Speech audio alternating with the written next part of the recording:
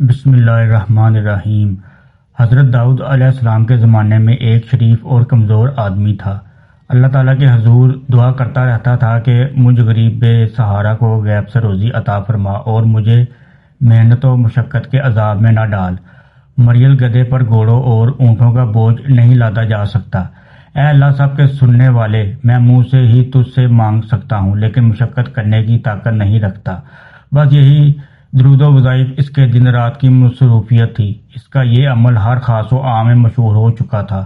لوگ طرح طرح کی باتیں کرتے، اللہ نے ہر شخص کو روزی محنت و مشقت کے راستے اتاری ہے، لیکن اسے دیکھو، ہاتھ پاؤں ہلائے بغیر اللہ سے اپنا رزق طلب کرتا ہے۔ اللہ کے پیغمبر کو دیکھو جنہیں اللہ نے موعظے بھی عطا کیے، خوش الحان ایسے کہ جن و انس چرند پرند تو ایک طرف پہاڑ بھی متاثر ہوتے ہیں، باوجود اتنی شان کے وہ بھی بغیر مشقت کے روزی حاصل نہیں کرتے۔ مگر اسے دیکھو، یہ ناکارہ انسان، یہ چاہتا ہے کہ اسے بیٹھے بٹھائے خزانہ مل جائے اور کوئی کسب نہ کرنا پڑے۔ لوگ سو باتیں کرتے مگر وہ کسی کی پرواہ نہیں کرتا، برابر اپنی آوزاری میں لگا رہتا۔ اس کی دعا کا چرچا سارے شہر میں عام ہو گیا کہ یہ کیسا انسان ہے جو خالی تھیلی میں پنیر حاصل کرنا چاہتا ہے، جو تلاش کرے آخر اس کو مل جاتا ہے۔ اللہ سب کی دعائیں سنتا اور مرادیں پوری کرتا ہے۔ اس شخص نے دعاؤں اور رونے دھونے کی حد کر دی تو اللہ کی رحمت جوش میں آ گئی اور اس کی مراد بر آئی۔ زور سے دروازہ کھلا اور ایک گائے اس کے گھر میں گھس آئی۔ اس نے فوراً گائے کو پکڑا، ٹانگیں باندھ کر بے تامل حلق پر چھری پھیر کر ذبح کر دیا، پھر قصاب کو بلوایا کہ اس کو کاٹ کر بوٹیاں بنا دے۔ گائے کا مالک گلی کوچوں کی خاک چھانتا ہوا گائے تلاش کرتا ہوا ادھر آ نکلا۔ دیکھا کہ گائے ذبح بھی ہو چکی ہے اور قصائی اس کی بوٹیاں کرنے میں بھی مصروف ہے۔ اس نے رونا دھونا اور چلانا شروع کر دیا، ارے ظالم، یہ کیا غضب کیا، یہ گائے تو میری تھی، تجھے بھلا کیا حق تھا اسے پکڑ کر ذبح کرنے کا؟ دعا مانگنے والے نے جواب دیا، سنو بھائی، زیادہ چیخنے چلانے کی ضرورت نہیں، میں برسوں سے اس دعا میں مصروف ہوں کہ اے اللہ میرا رزق میرے پاس پہنچا دے۔ اس نے دعا قبول کی، میں نے اسے خدا داد سمجھ کر ذبح کر ڈالا۔ یہ جواب سن کر گائے کے مالک غیظ و غضب کی انتہا نہ رہی۔ اس نے پہلے درویش کی خوب خبر لی، پھر اسے گریبان سے پکڑ کر حضرت داؤد علیہ السلام کی عدالت میں لے گیا۔ لوگوں نے گائے کے مالک کی باتیں سنی تو اسے حق پر قرار دیا۔ درویش نے اسے بے بسی کی حالت میں آسمان کی طرف دیکھ کر کہا، اے اللہ رحمان و رحیم، تو اچھی طرح جانتا ہے کہ میں نے اپنی آرزو کی تکمیل کے لیے سینکڑوں روزوں شب و آزاری کرنے اور دعا مانگنے میں صرف کیے، اور میں نے روز الست جو خواب دیکھا تھا اسی نے مجھے تیری بندگی میں مست کر دیا۔ میری مثال اسی مست اونٹ کی سی ہے جو سستی اور تکان محسوس کیے بغیر منہ سے جاگ نکالے بوجھ اٹھائے چلا جاتا ہے کہ اپنی اونٹنی سے ملاپ کرے۔ میں نے جب اپنی مراد پائی تو یہ مجھے تیرا بندہ نافرمان سمجھ کر شیطان کی طرح کوس رہا ہے۔ اے اللہ، میں تو ہمیشہ تیرے ہی آگے دست و سوال دراز کرتا رہا ہوں، تو میری پردہ پوشی کر لے اور مجھے ذلیل ہونے سے بچا لے۔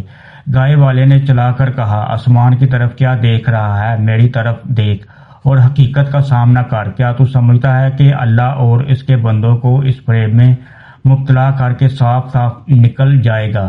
دعا مانگنے والے نے اپنی پیشانی زمین پر رکھ دی اور رو کر بولا، اے اللہ، اپنے اس بندے کو رسوا نہ کر، میں بے شک برا ہوں، خطا کار ہوں، تو عیبوں کو ڈانپنے والا ہے، اور اس نازک وقت میں میری مدد فرما۔ مقدمہ حضرت داؤد علیہ السلام کی عدالت میں پیش ہو گیا۔ پہلے گائے کے مالک نے دعویٰ پیش کیا اور کہا، اے اللہ کے پیغمبر، میری گائے اتفاق سے اس شخص کے گھر میں جا گھسی۔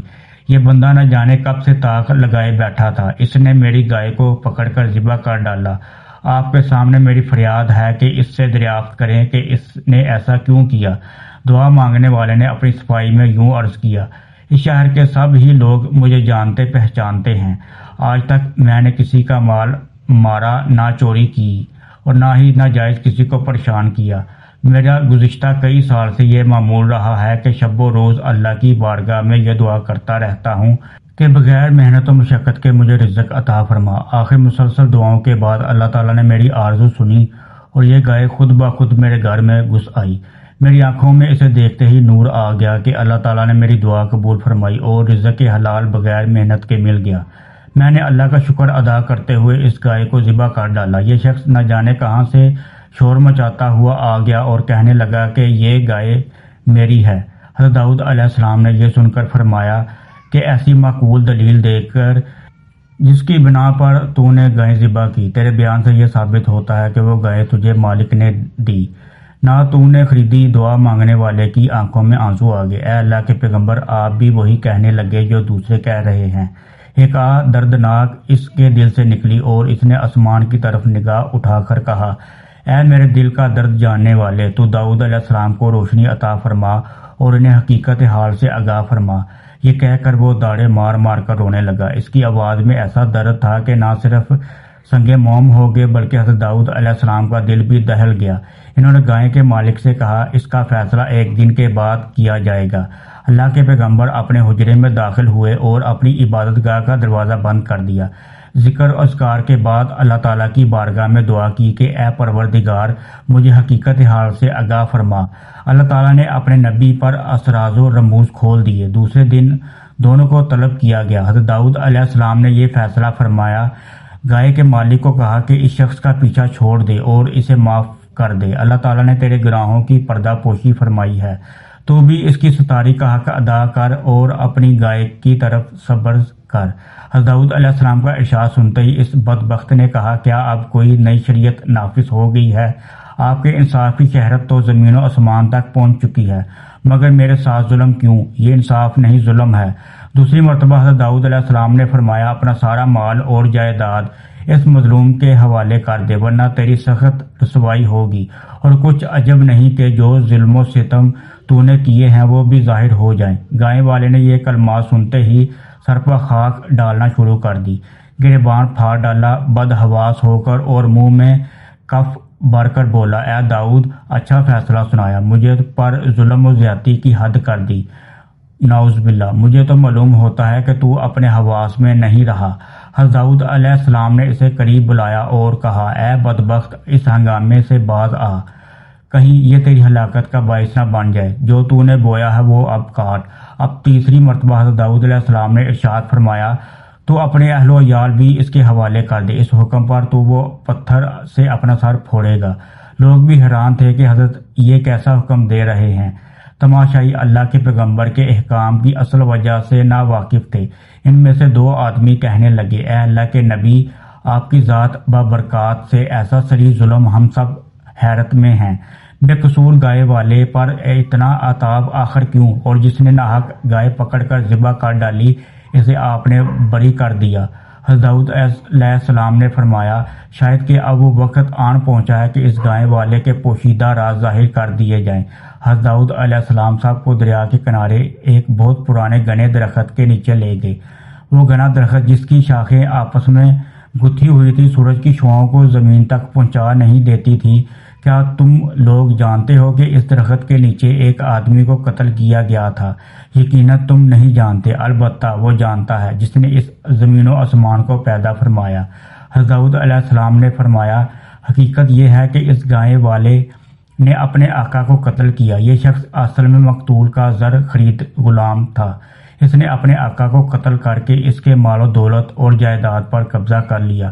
مظلوم دعا مانگنے والا اسی مقتول کا بیٹا ہے۔ پھر اس بے رحم اور سنگ دل شخص نے اپنے مقتول آقا کے کمسن یتیم بچوں پر ظلم ڈھانا شروع کیا، ان سے سب کچھ چھین لیا۔ یہ نمک حرامی پر اتر آیا کہ اس کے آقا کے بچے دانے دانے کے محتاج ہو گئے۔ اس مردود نے اپنے گناہوں کا پردہ خود ہی فاش کیا۔